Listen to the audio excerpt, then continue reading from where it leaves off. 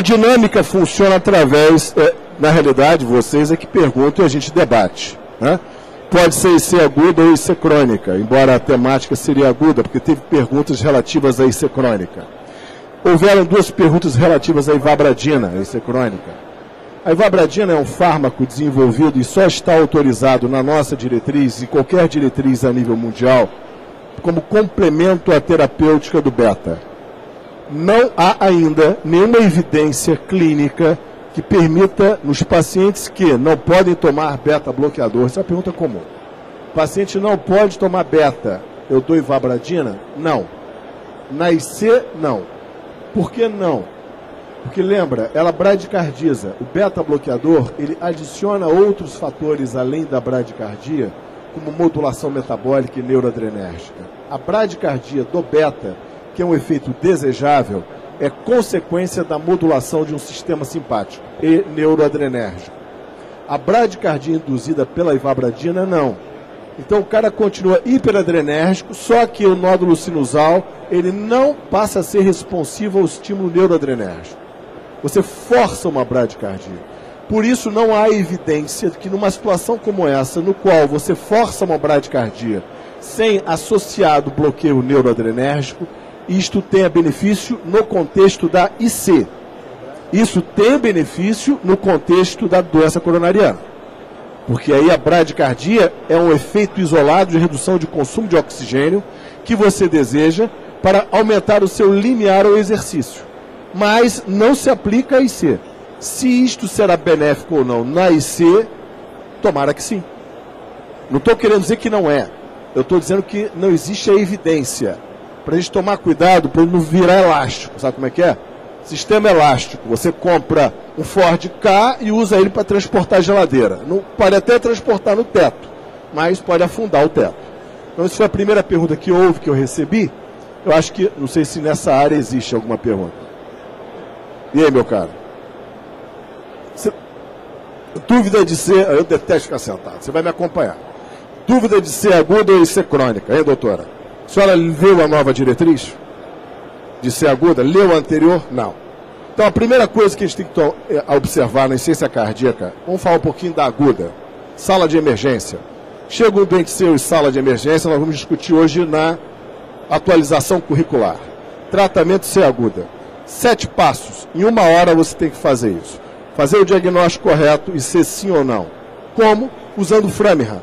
Eu não decorei aquela tabela. Põe lá no seu prontuário. Tem na diretriz. Após isso, se é sistólica ou diastólica. Uma perguntinha simples. Se é uma IC nova ou crônica agudizada. Esse é um termo novo no nosso meio. Ciência cardíaca nova somos nós aqui. Eu rompo a minha mitral, eu faço crise hipertensiva, eu faço infarto agudo. Ou seja, eu não tinha IC prévia. O que acontece? Eu desloco rapidamente volume para dentro do pulmão. Eu sou um cara seco. Estou edema agudo, mas estou seco. Você sabe qual é o impacto disso? Não fazer lasix. Você trata esse indivíduo exclusivamente com vasodilatador. Não faça diurético ou pequena dose. Por que pequena dose? Porque a furosemida em bolos tem efeito vasodilatador. Por quê? Bloqueia a prostaglandina E2. Vou fazer uma propagandinha. Curso Farmacologia da SBC. Está lá, aula de diuréticos, 1 hora, para explicar todo esse mecanismo. Então, IC aguda ou crônica agudizada? Então, eu já vi se tem IC sim ou não, sistólica ou diastólica, aguda ou crônica agudizada. O crônico agudizado é tanque cheio. É o cara que tem água no pulmão, tem água na perna. Esse doente você vai enfiar Lasix até a orelha. Qual é a meia-vida do Lasix, doutor? Não é 6 horas. 6 horas é oral. Por isso chama-se Lasix, last 6 hours. É o oral. O venoso dura 3 horas. Após você fazer aquela ampolinha do venoso, não prescreva de 6 em 6. É um equívoco. Por quê? Porque você não sabe a resposta do seu doente à furosemida que você está fazendo. Ao final de 3 horas, a furosemida tem um rebote sódico renal. Ela chupa de volta aquilo que foi ofertado ao túbulo contornado. Então você faça uma ampola e observe. Está em unidade fechada. Não tem necessidade de prever a ação diurética. Isso é um erro comum. Todo mundo faz. 6 em 6. Já teve doente com uma ampola no 10 litros. Faça uma ampola, veja a resposta. Daqui a 3 horas você vai observar que vai cair a diurese. Se não responder bem a furosemida, não responde bem. Por quê? Tem 4 fatores que fazem responder mal à furosemida. Ou o sódio está baixo, ou a albumina está baixa, ou o débito está baixo, ou a pressão está baixa, ou 50% dos doentes têm hipertrofia do néfron, porque fazia uso pré-furosemida em casa. Então esse doente, para evitar o rebote sódico, você dá para ele cloranazinha ou uma hidroclorotiazida, uma hora antes da ação da furosemida, porque ela dura 18 a 26 horas, impede o rebote sódico, triplica a ação da furosemida, você sustenta uma resposta adequada. Então, você está na sala de emergência e se sim ou não, sistólica ou diastólica, como? Terceira bula, palpou o ictus, área cardíaca aumentada. E se nova ou crônica agudizada. Qual é a causa? Qual é o fator desencadeante? Pá.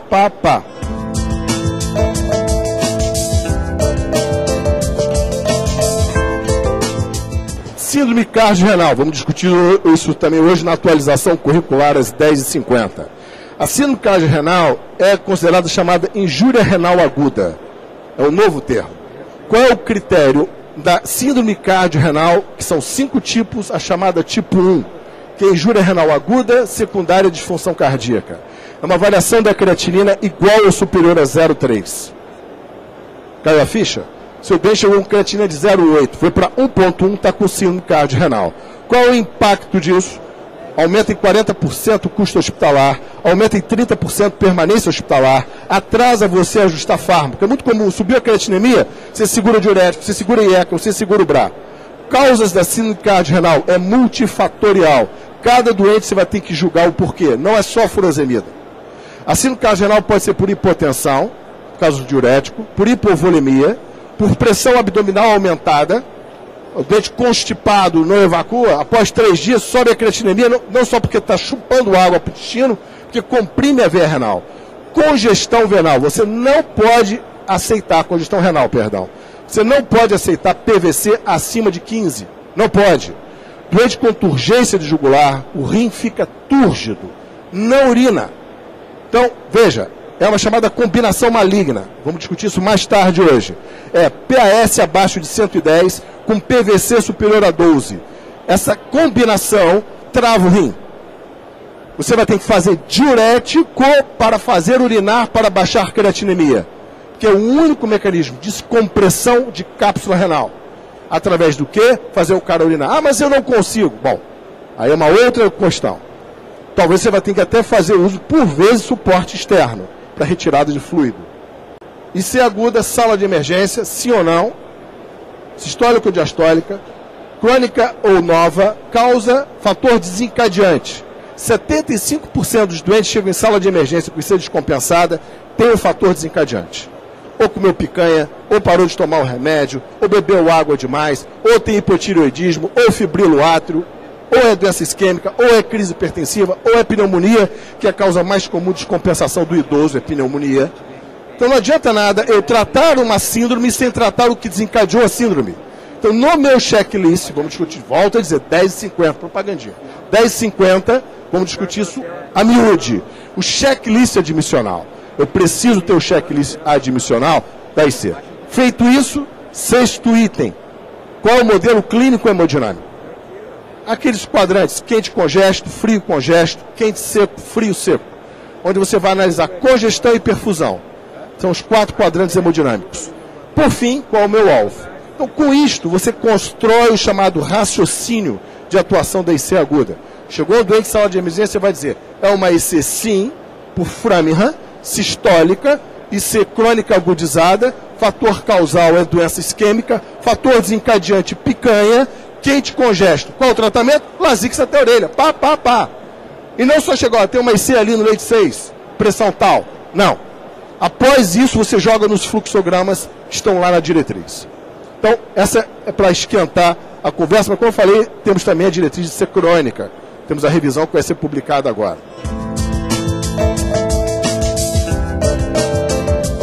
Claro, a IC diastólica e a IC nova. Qual a diferença entre insuficiência cardíaca aguda nova e insuficiência cardíaca aguda crônica agudizada? A nova é eu e você. Você faz crise hipertensiva. Você rompe a mitral. Você faz infarto. Então você faz a chamada IC nova, fibrilação atrial com estenose aórtica. Esses doentes costumam ter o quê? Função sistólica preservada. O problema é pressão de enchimento, que eleva rápido por disfunção diastólica. Sobrecarga aguda ventricular. É o típico padrão asa borboleta. Esse é o clássico. É chamado insuficiência cardíaca aguda nova. Esse doente está como? Está seco. Por quê? Porque 3/4 da sua volemia estão circulando na periferia. Só 1/4 você precisa para manter a pressão arterial. Quando você faz uma IC aguda nova, você deflagra simpático. Você fecha a periferia. Você redireciona o fluxo para o centro. Você dobra a volemia em cima do pulmão. Com a sua própria volemia. Então você joga 1 litro de água dentro do pulmão, que veio da onde? Da periferia. Se eu entrar com alta carga de diurético nesse doente, vai dar aquela urinadona e trava o rim. E converge a PA. Esse doente, eu não posso dar diurético. Eu tenho que entrar com vasodilatador para abrir a periferia e redistribuir o volume do pulmão para a periferia. Não é para dar diurético. Não é para dar isordil sublingual. Não existe a história do sequestro venoso. Isso é um equívoco das escolas de medicina. Não existe a possibilidade de sequestro venoso. Famoso sequestro venoso. Você dá o isordil, né? A gente tem aquele raciocínio mágico. Eu dou isordil para abrir veia, para descarregar o pulmão. Isso não existe. Por que não existe? O VD trabalha acoplado ao VE. É um circuito fechado. Como assim?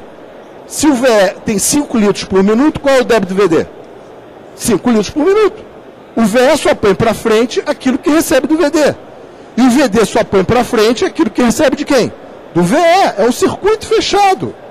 Que no meio tem pulmão, na outra ponta tem a periferia. Então não existe a possibilidade de eu dar um isordil, uma morfina, achando que eu vou diminuir o débito do VD e o débito do VE continua bom, chupando o pulmão. Isso não existe.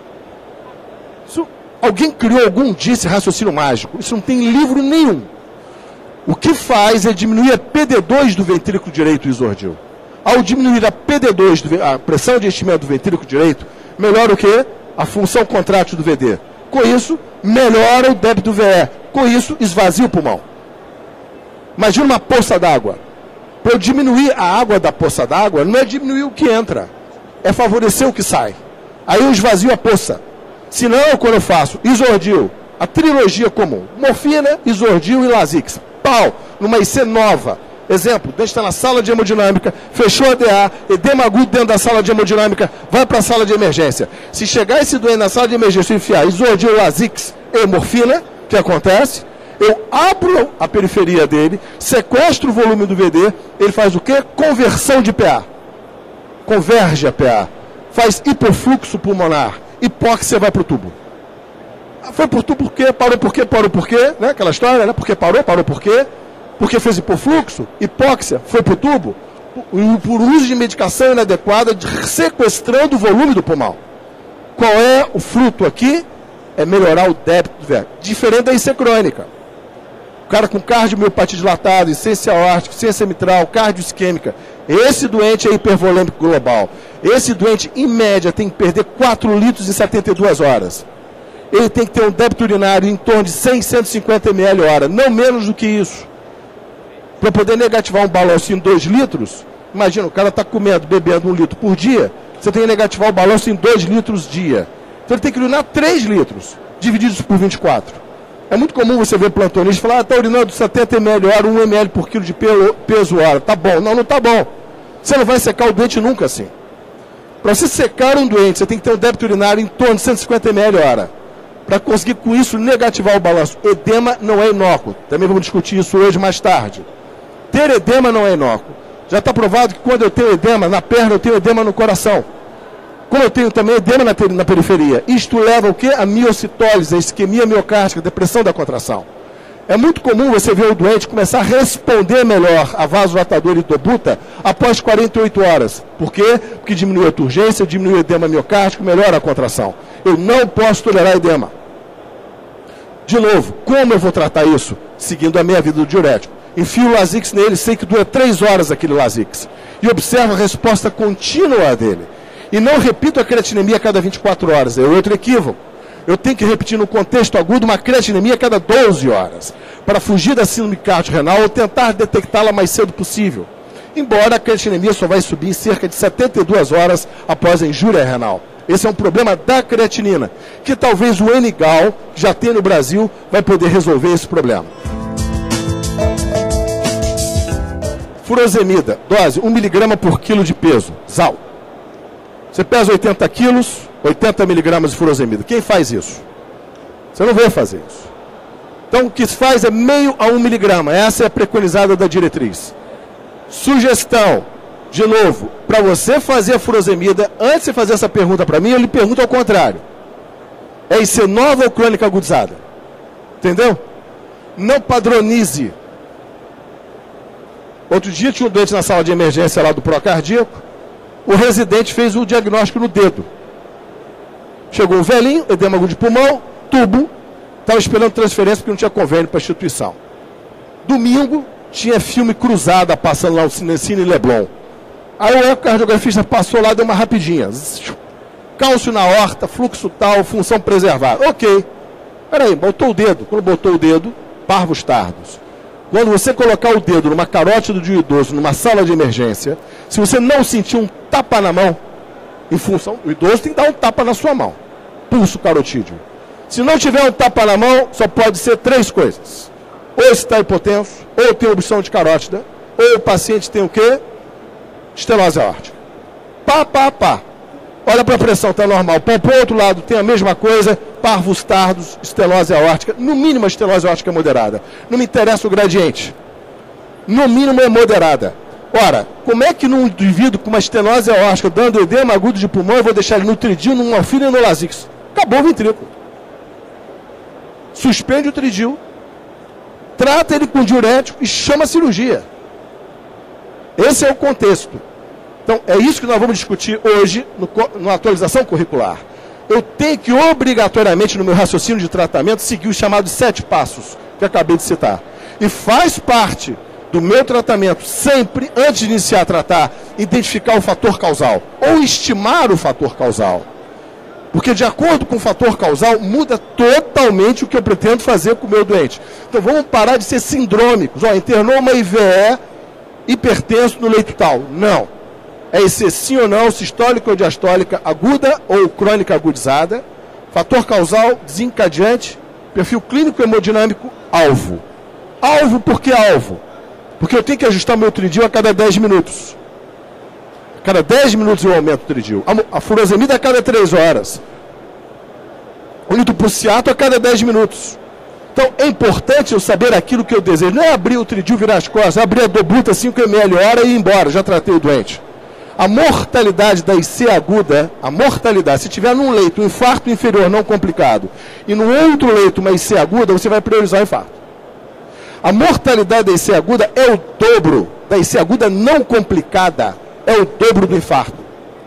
Dobro. A média é 8%. A mortalidade do infarto não complicado no Brasil é 4 ou 5%. O dobro. O custo é igual. Portanto, não é mais inócuo. O que mudou na doença? Não mudou nada, só mudou o nosso conhecimento. A gente passou a conhecer melhor a doença. Agora a gente sabe que mata mais, que o custo é alto. Se eu faço uma ampola de levosimendan e fiz errado, R$ 3.900 na conta do doente, que pode ser glosado ou não. Então hoje o tratamento não é mais o baratinho só do Lasix da ampola de R$ 5,00. Não é só mais isso.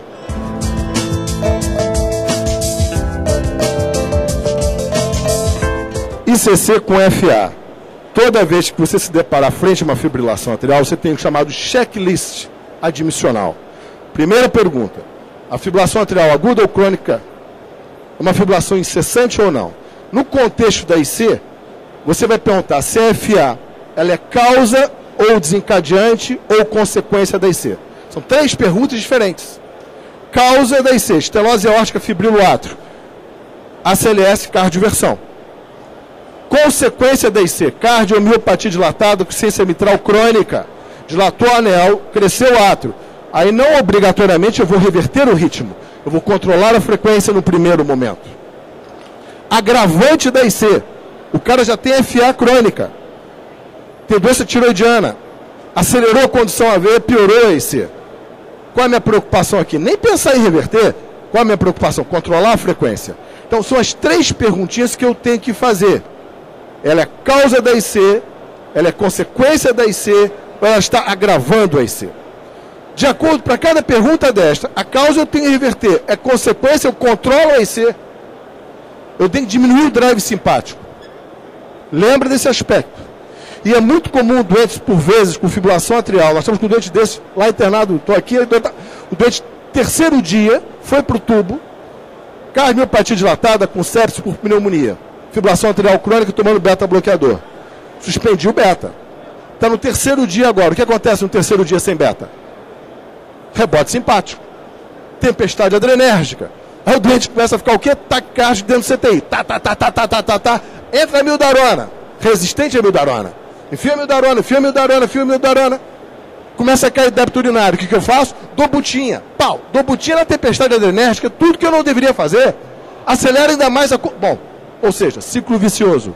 Então é importante lembrar que nessas situações com fibrilação atrial, se vir uso prévio de beta após 3 dias da suspensão, eu tenho que repor o beta.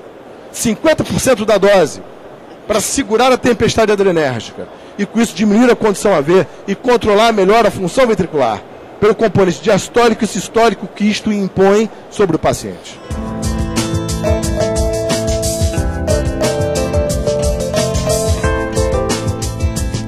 Se eu tenho um indivíduo com corpo pulmonar,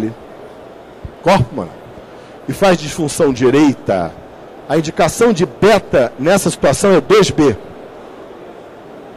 Por quê? Vou mudar a situação. Você perguntou beta com receio a broncoespasmo. A sua intenção de pergunta foi essa. Então, primeiro eu vou responder nesse sentido. Não existe problema, por exemplo, você dar bisoprolol. Não vai. Então, curso de farmacologia da SBC. Não existe beta seletivo. Essa terminologia caiu em 2004. Não existe. Todos os beta-bloqueadores, dependendo da posologia, perdem a seletividade. Exemplo, metoprolol, acima de 75 mg deixa de ser seletivo. Acima de 100 mg não é mais seletivo. Por isso, agora eu entendo, quando eu dou succinato de metoprolol 100 ou 200 mg, eu posso induzir resistência à insulina, eu posso induzir broncoespasmo, porque ele deixou de ser seletivo. Atenolol, acima de 100 mg, perde 50% da seletividade. Por isso, agora eu entendo que o estudo com atenolol versus amilodipina induziu mais resistência à insulina, porque ele faz bloqueio beta-2. Bisoprolol não perde, é o único que não perde. Nebivolol, 1 para 300, mas a partir de 5 mg de nebivolol, ele começa a perder seletividade. Deixa e perde esta propriedade. Então, quando eu tenho um doente, DPOC, a primeira pergunta, tem broncoespasmo?